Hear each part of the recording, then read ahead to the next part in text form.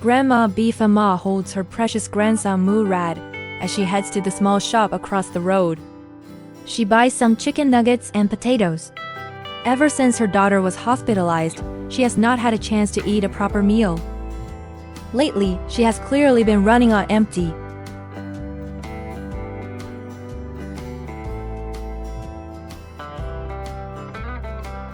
On her way out, she asks the shop owner for a crate, hoping to build Murad a proper swing.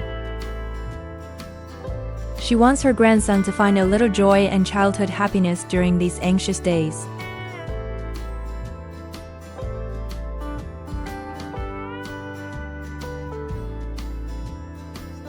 Iranian black tea, also known as Persian tea, is a traditional drink here.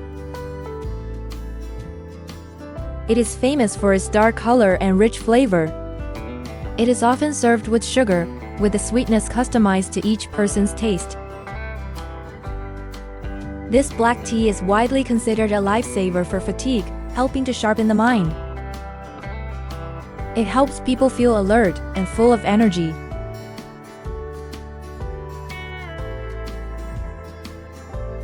After making tea, Grandma Befama grabs a shovel and a pickaxe. She is determined to build a swing for her grandson on this flat piece of land.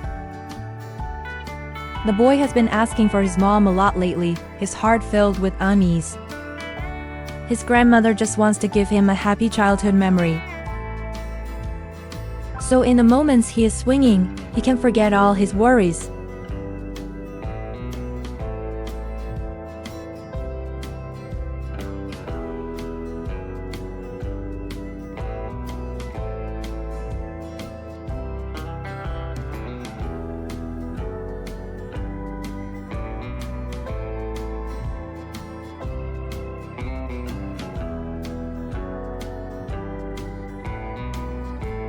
She takes a sip of tea, rests for a moment, then gets back to the unfinished work.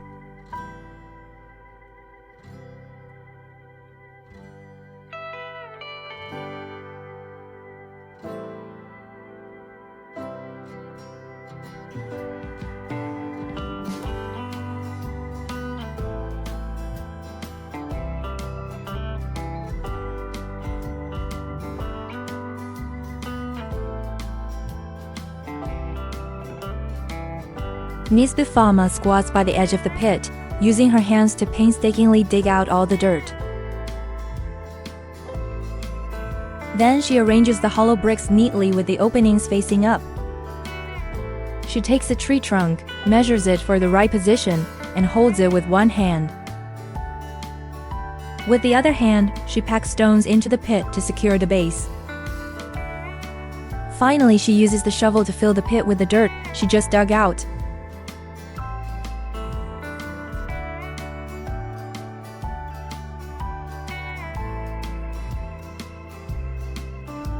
She uses her feet to slowly compact the loose soil, ensuring it is packed tightly in the pit.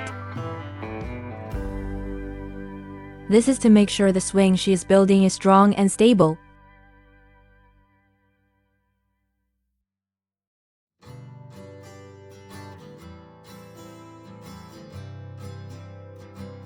Next, she uses the same method to fill and compact the second pit.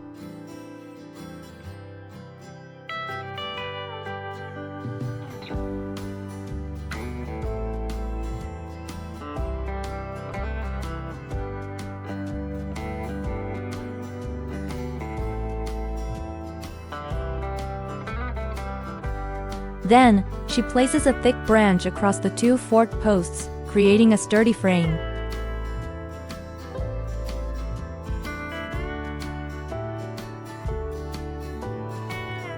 Next, she uses a kettle to fetch water from the river and pours it over the freshly filled soil. As the water soaks in and dries, the soil will become more compact and firm. This also helps to securely anchor the two support posts of the swing in the ground.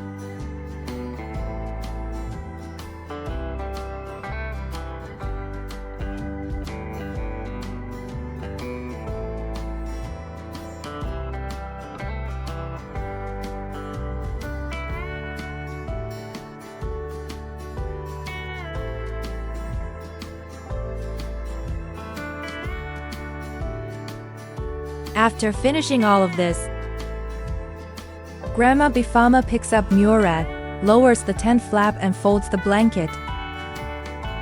Then, they walk together towards the shop by the road. The grandmother carries Murad through the hills, with mountain ranges rising behind them like endless waves. The bond between grandmother and grandson feels even deeper amidst this vast nature.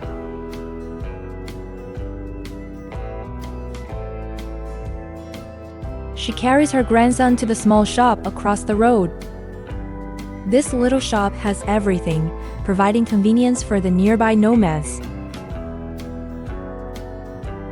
She picks out a whole chicken from the freezer. She grabs a few potatoes and also picks some snacks for Murad.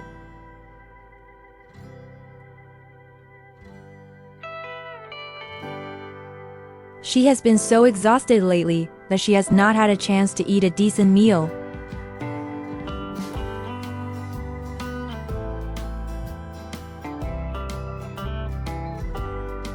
Her daughter, Mabobeh, is at the hospital looking after her premature baby. But the elderly Miss Befama is still able to manage all the housework. And she takes meticulous care of her grandson.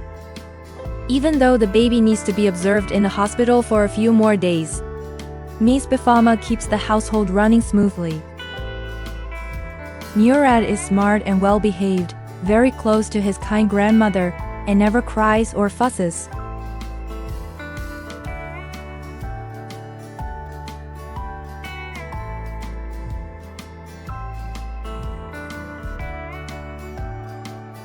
After returning, the grandmother puts a straw in the milk she bought and hands it to him.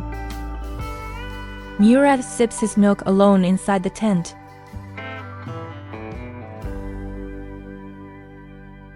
Meanwhile, Miss Befama goes outside the tent, starts a fire, and puts a kettle on. Then she begins to prepare the whole chicken she just bought in a basin.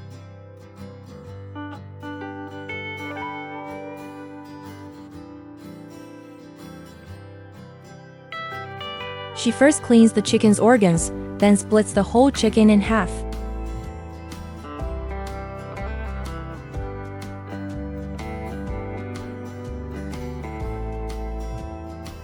Murad sits inside the tent, having finished his milk, and is now playing quietly.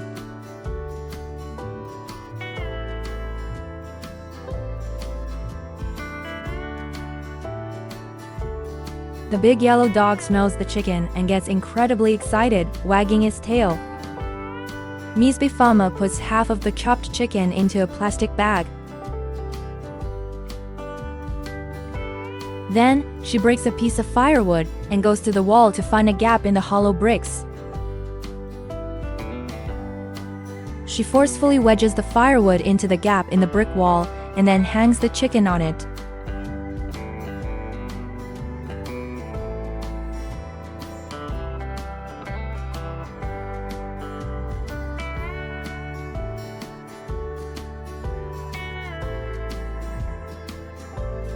She puts the chopped chicken pieces into the pot.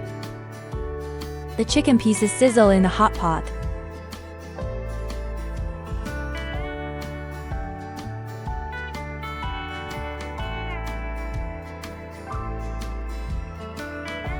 She adds spices and stirs everything together.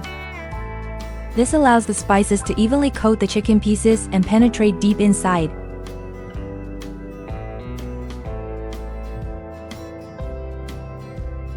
Next, she adds a suitable amount of hot water and starts to stir fry. The aroma from the pot becomes intense.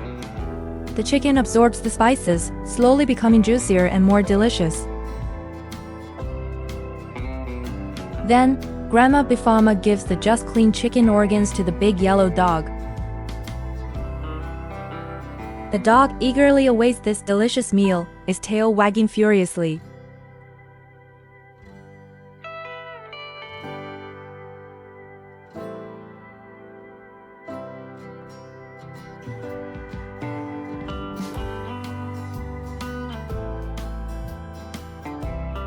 Next, Miss Befama brings over the small crate she got from the shop owner.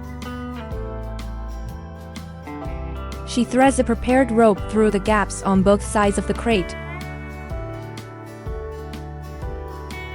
making sure the rope is fully secured to the crate. Then, she ties the ropes from both sides of the crate evenly onto the wooden frame, ensuring the crate hangs securely on the frame.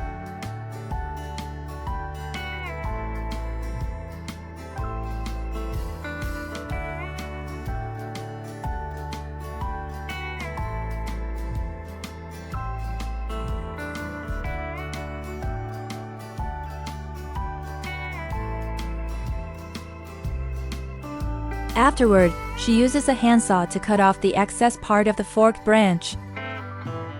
As Miss Befama pulls the saw, the branch is gradually cut through.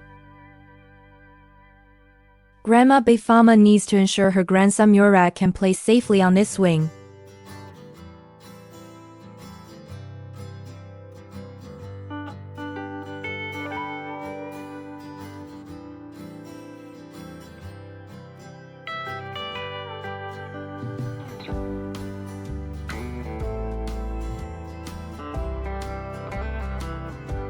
After setting up the swing, she carefully moves the nearby hollow bricks away.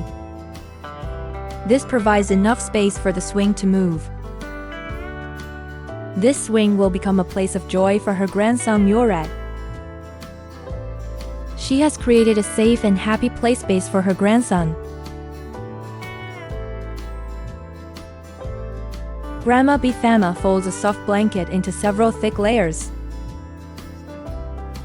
and lays it flat on the bottom and around the sides of the crate. Then, she gently places Murad inside the crate, letting him hold the edges.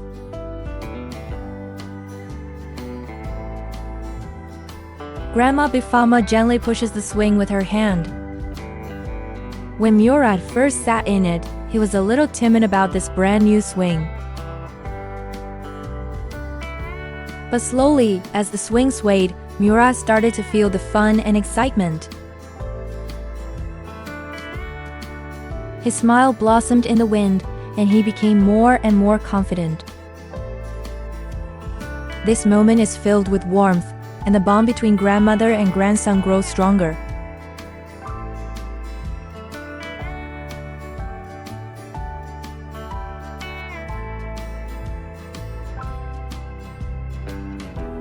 After lifting Murad from the swing, Grandma Befama starts cutting potatoes into strips. At this point, Murad is sitting on a blanket, holding a toy and looking sleepy. Grandma Befama rinses the starch off the cut potato strips. Then she gently adds them to the chicken pot.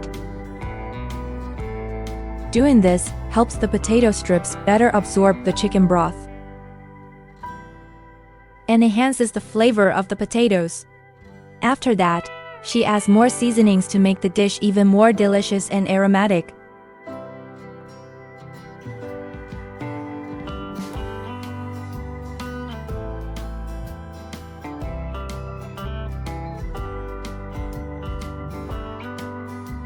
She carries Murad into the tent because he looks sleepy.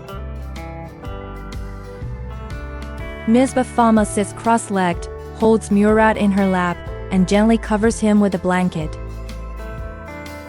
Then she starts to gently rock her legs, while gently patting Murad's back to soothe him. Soon, Murad drifts into a peaceful sleep. Grandma Befama gently places him on a soft blanket and covers him with another one, making sure he will not get cold.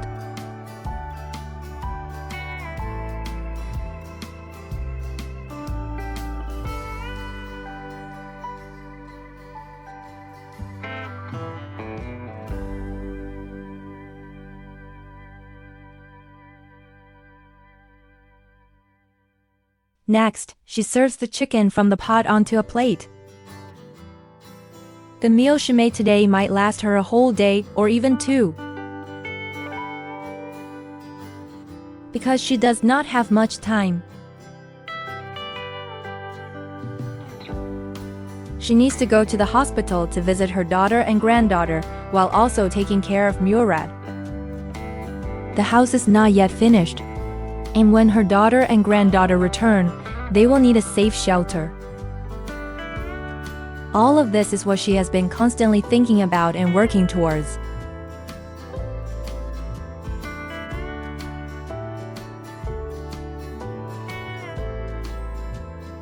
After her meal, Miss Befama tears the lavash bread into pieces. She puts them in the same plate that held the chicken and gives it to the big yellow dog. With all the recent chaos, the dog, like her, has not had many regular meals. However, the yellow dog has always stayed by her daughter and grandson's side. This gives Grandma Befama some peace of mind. Enjoying the story? Don't forget to hit that subscribe button and stay tuned for more exciting content coming your way. While Grandma is busy, Murad sits quietly on the swing, playing by himself. He is a quiet and well-behaved child. You rarely hear him cry.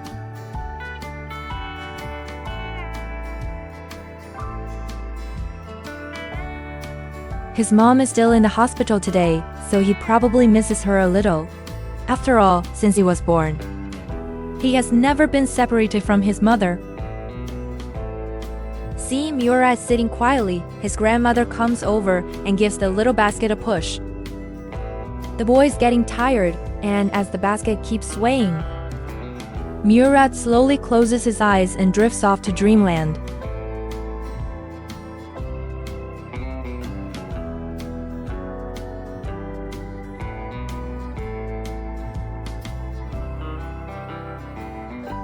Befama is collecting household trash near their dwelling. Although this place is relatively remote with limited resources, the concept of environmental protection is deeply rooted in the heart of every nomad. They understand how important nature is to them. Even though there are few trash cans around, they have their own way of dealing with waste. They will burn the collected trash to minimize their impact on the environment.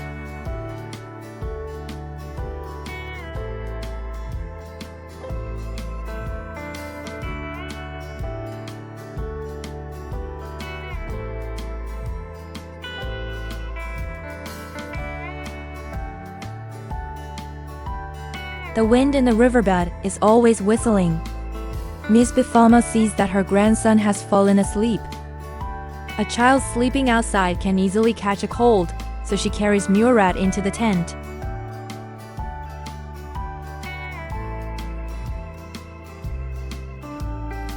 Grandma has plenty of experience taking care of children. Murad is placed on a soft mat. Grandma pulls the other side of the mat over to cover the child.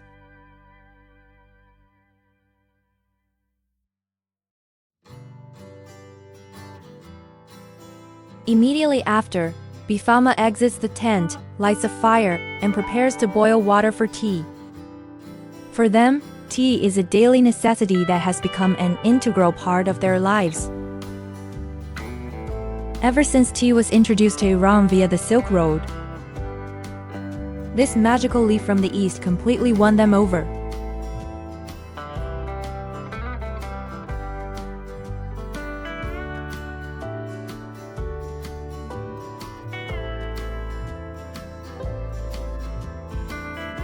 The family still has 3 dogs, who have become Mabobeh's loyal guardians.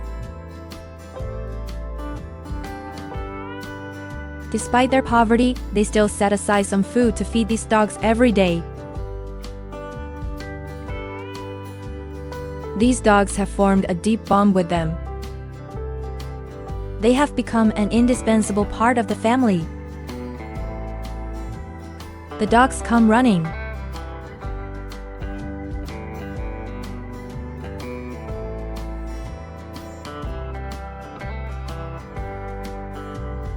The fragrant black tea is ready.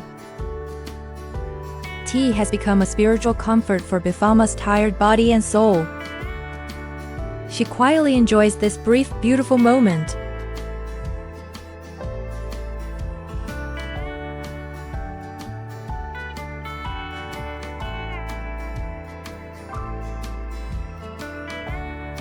There is still half a chicken left from yesterday's purchase. Since meat cannot be stored for long here, she has to finish the remaining half of the chicken today. Otherwise, it will spoil quickly. Befama starts to prepare the chicken.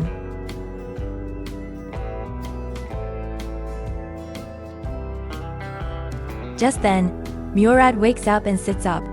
Befama sees that he is awake and says a few comforting words to him.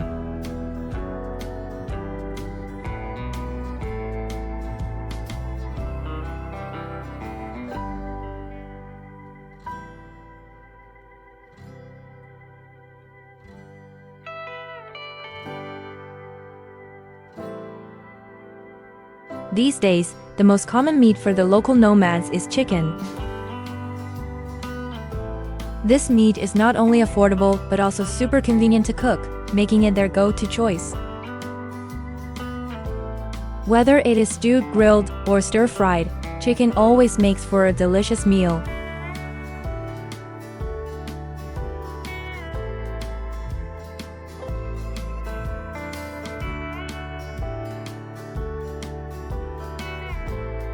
Murad cannot walk on his own yet. He needs more practice. And whenever his grandmother and mother have time, they hold Murad's little hands and patiently teach him how to walk. They give him safe and stable support, encouraging him with every step he takes.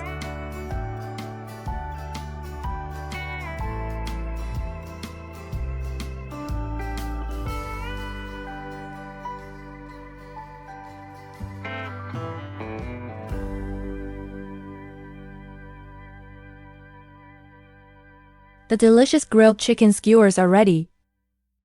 Befama uses a piece of flatbread to slide the meat off the metal skewers. Next, the grandmother and grandson will enjoy this delicious chicken.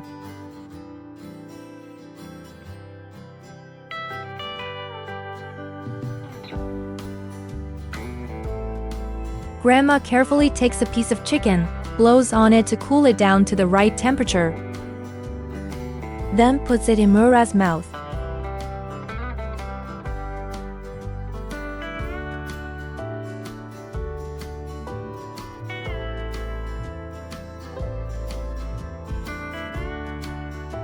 After eating, Befama decides to take Murad out. She wants to sell the goat. This goat will make the household even busier after Mabobeh is discharged. So Befama made the decision for her daughter to sell the goat in exchange for some living supplies.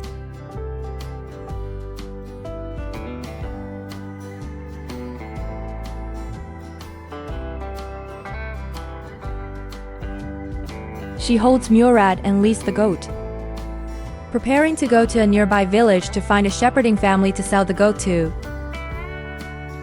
Just across this barren, rocky land is the village.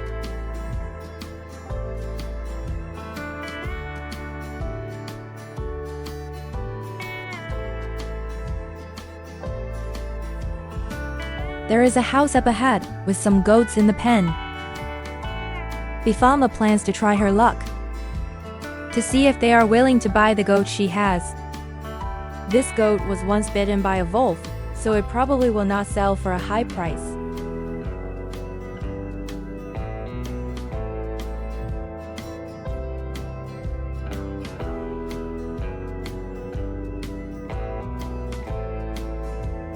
The lady of the house inspects it carefully and finally decides to take the goat. Holding a child, Befama could not go looking for a better buyer. She had to sell the goat at a lower price because it had been bitten by a wolf, and it no longer produced milk. So it only sold for 290 million rials.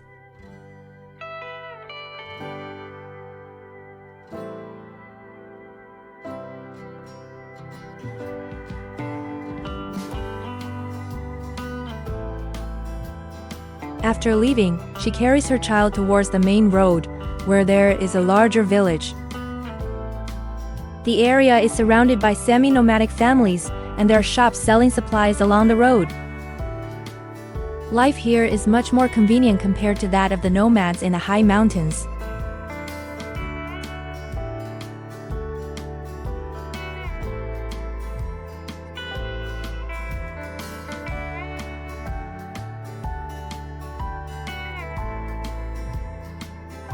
She carries her child to a small shop in the village that sells all kinds of goods.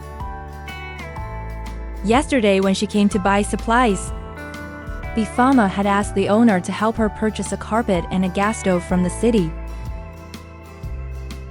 When the owner went to the city for supplies today, he brought them back for her.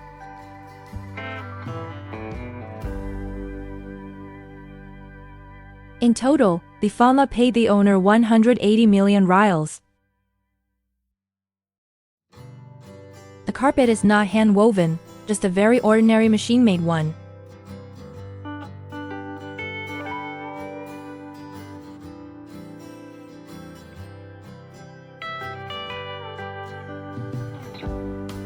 After shopping, Befama holds the gas stove and her child, while the cameraman carries the carpet for her. They start walking back.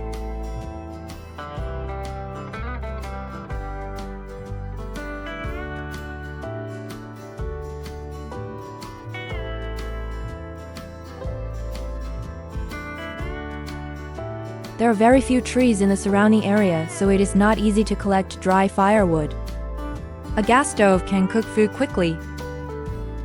Befama considered that her daughter would be even busier after leaving the hospital. So buying a gas stove to save time on gathering firewood was essential.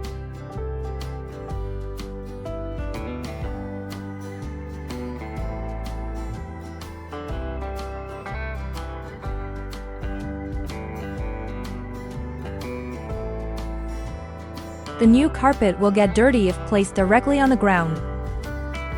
Befama lines up the hollow bricks, takes the carpet from the cameraman and places it on top.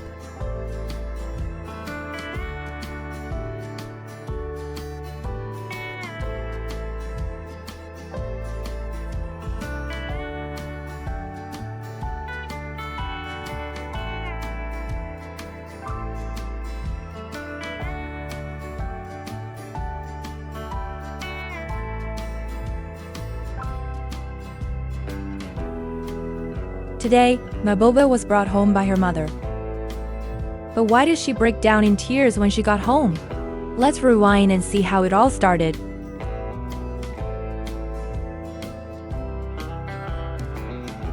To make sure her daughter has a place to live when she returns, Befama started clearing the floor of the small house early in the morning. There's no time to apply a cement coating to the floor, although a cement floor would be cleaner and neater. By comparison, a dirt floor might be softer and gentler on a postpartum mother's body. It can provide a more natural and comfortable feel.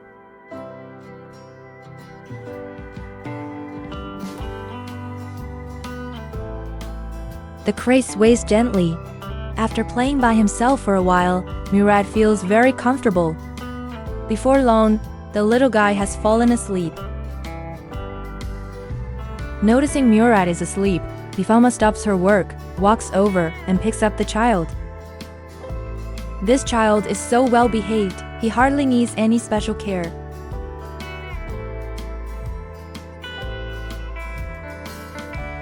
A grandmother's love is a unique and precious emotion. It will forever leave a deep imprint on our hearts. Murad is no exception. He shares a special emotional bond with his grandmother. Grandma is just as warm as mom.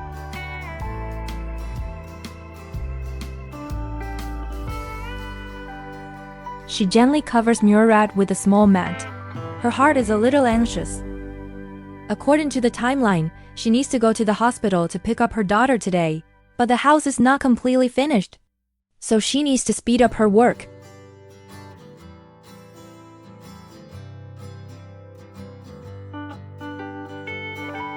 The tin roof is a bit expensive, but it is easy to work with. and Befama can handle it by herself. Although their finances are facing some difficulties at the moment, with Mabobeh about to be discharged, her mother still prioritizes convenience.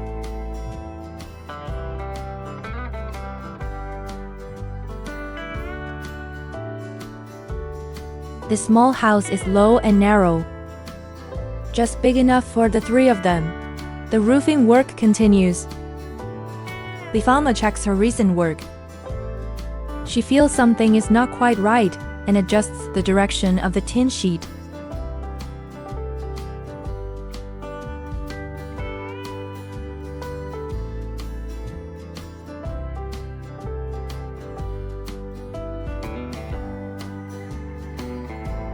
Next, the second tin sheet is also placed in parallel. This tin is very thin and light, making it easy to carry. Even women can handle it easily. When Befama bought it, she had already roughly estimated the area. 3 sheets of tin are enough to cover the roof.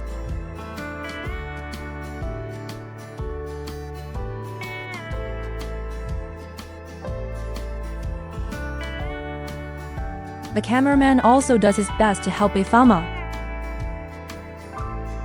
Fortunately, with her wealth of life experience, Befama can handle these problems with relative ease.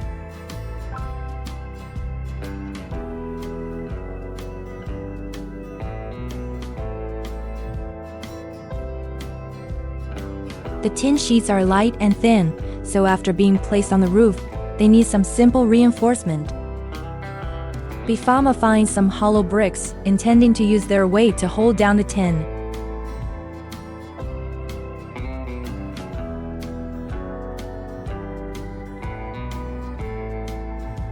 The wind here is not as fierce as in high-altitude areas, but there is still a constant gentle breeze every day. Especially after autumn begins, the temperature in the riverbed drops significantly at night.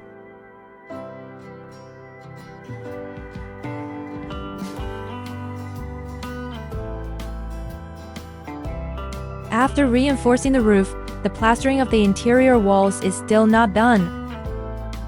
Befama starts mixing cement by hand again, preparing to finish plastering the walls. Plastering the walls can fill all the gaps in the hollow bricks, making the small house warmer.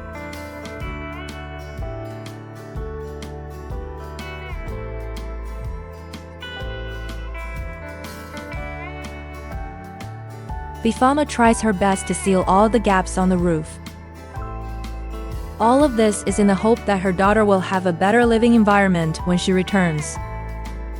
Although people here do not practice postpartum confinement, a woman's body is vulnerable after childbirth and still needs proper care and protection. Befama is still not at ease about the roof. She takes out the rope she bought earlier and uses it to tie down heavy objects to reinforce the roof again. Befama is very meticulous and thorough in her work. Truly a nomadic woman with years of life experience.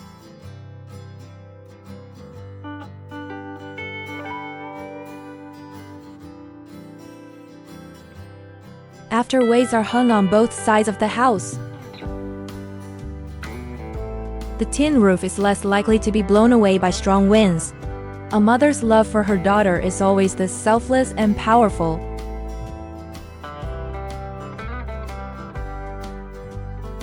Befama picks up the pickaxe again and starts digging a shallow foundation.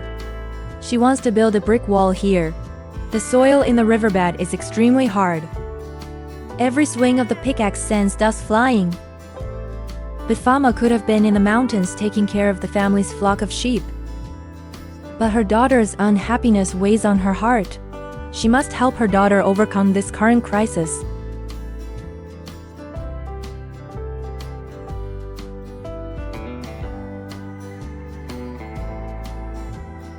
Next, she uses a shovel to clear all the excavated dirt to one side, revealing a shallow foundation trench.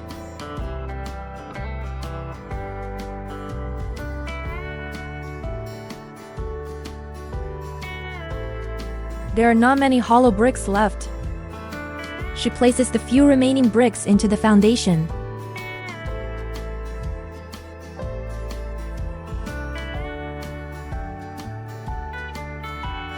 On this vast wilderness, only Mabobeh's family's small house stands alone.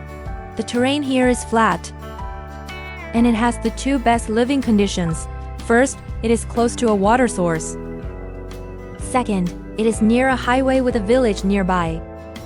From this perspective, the place Mabobeh chose is actually quite good.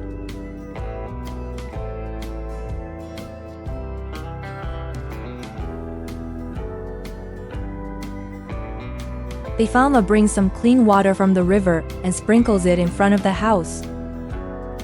The purpose of sprinkling water is to reduce dust, and after the water soaks in, the dirt ground will become more compact.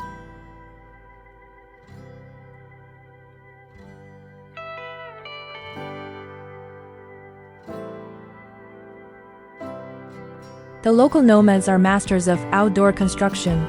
Both men and women are very skilled. They have a thorough understanding of this land and are very good at using surrounding resources to build shelters.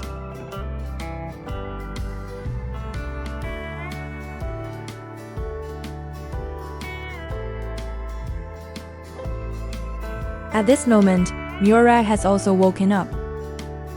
After tidying up everything here, Befama starts putting shoes on the child.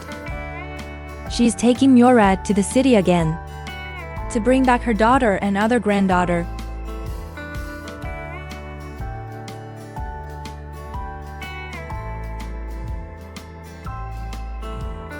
Befama has put on her black veil. She holds Murad and lowers all the tent flaps. Although there is nothing valuable in the house, the surrounding dust is heavy and can easily contaminate the things inside the tent. Of course, there are also safety considerations.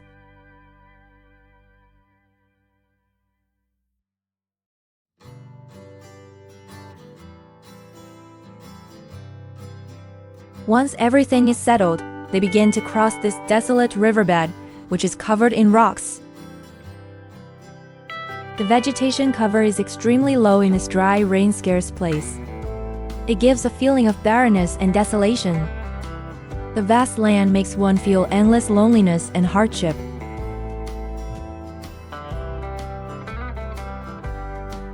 The village is not far away. It is close to the city with a highway passing by. They can flag down passing vehicles on the side of the road. A taxi happens to be parked on the roadside, and Befama waves. The car drives towards them. After a brief inquiry, she gets into the taxi and heads to the hospital.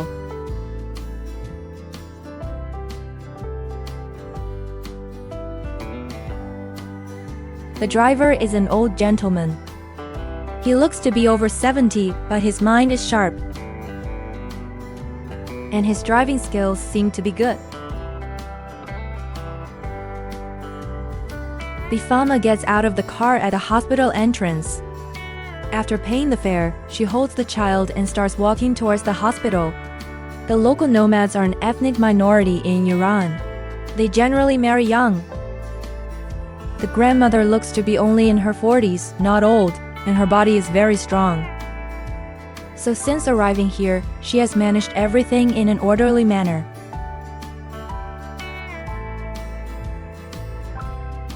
Upon arriving at the hospital, Mabobeh comes out holding her baby. She has some documents and asks her mother to help with some discharge procedures.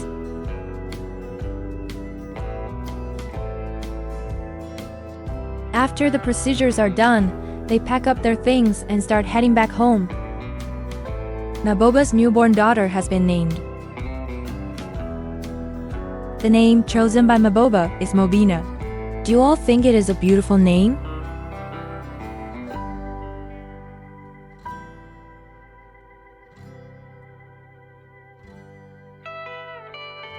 Mabobeh seems to be recovering well, without the weight of her pregnant belly. She looks much lighter. The four of them stroll through the hospital courtyard. Murad's walking ability is also improving. However, thinking about Mabobeh having to care for these two very young children in the future, one cannot help but worry for her.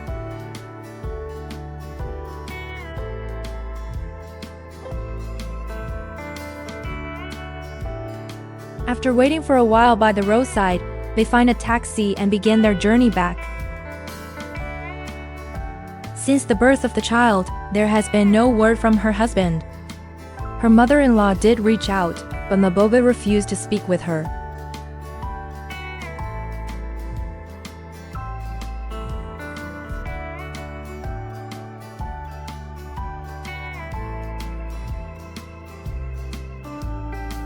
There is a fruit stand on the side of the road. Befama decides to get out of the car to buy some groceries to bring back with them. She buys some pomegranates and oranges. These are local seasonal fruits and are cheap. Bananas in Iran are entirely dependent on imports, so they are very expensive.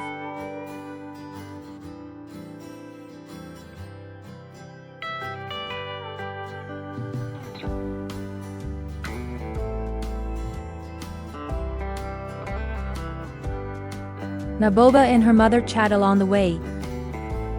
Both of Mabobeh's children seem to take after her. Especially their face shape is very similar to Mabobeh's.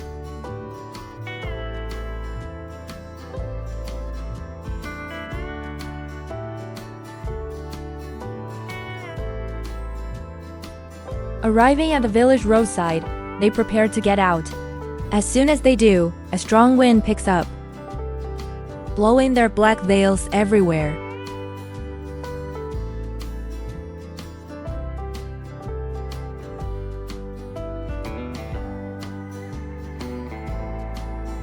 The physical constitution of nomadic women is truly admirable.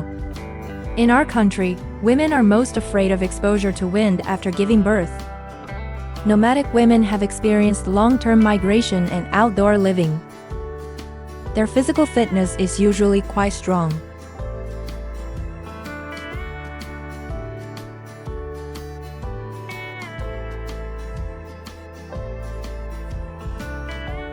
Their ancestors have always lived in vast grasslands or desert areas, facing various challenges and tests from the natural environment. They need to adapt to extreme weather conditions, long-distance walking, moving heavy objects, and other arduous work and lifestyles. This way of life has shaped the resilient physique of nomadic women.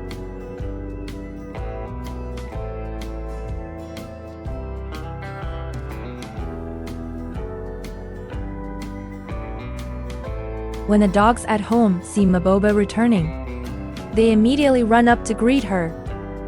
A dog's loyalty is unquestionable.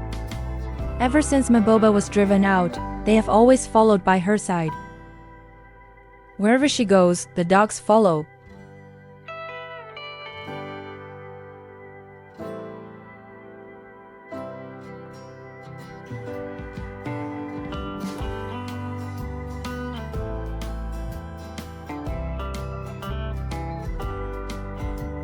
When Mabobeh returns and sees that the small house is already built, she is very happy.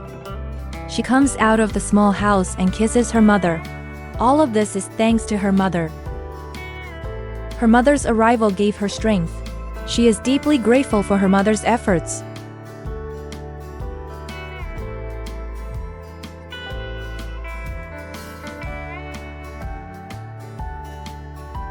Inside the tent, her mother briefly organizes the fruits she bought and the items brought back from the hospital. This small tent seems a bit cramped. Fortunately, the house is finished and they can move in soon.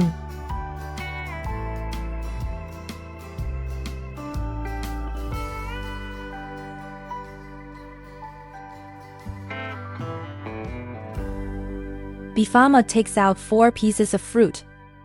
She begins to wash them with water and brings them into the tent for her daughter and Murad to eat. After all the traveling, Murad is a bit hungry too. Befama also takes out a bottle of milk for Murad to drink first.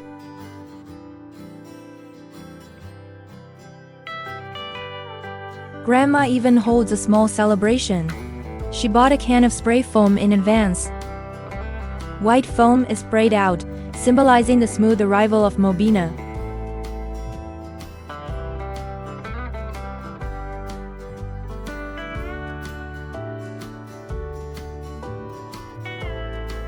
A rare smile blooms on their faces as they enjoy a brief, happy moment. This small tent has become their world, away from the desolation and hardships outside.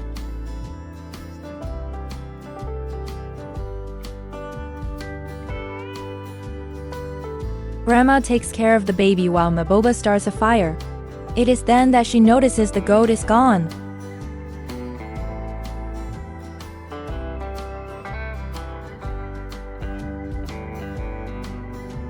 She asks her mother where the goat went.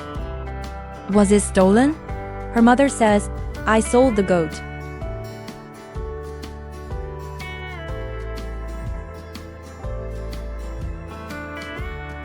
Mabobeh starts to cry sadly. This goat was a survivor. She had originally bought 3 goats. But when they were in the high mountains, 2 were eaten by wolves. Only this one was left. During the difficult times, mother and son relied on its milk for nourishment. Mabobeh is heartbroken to part with it.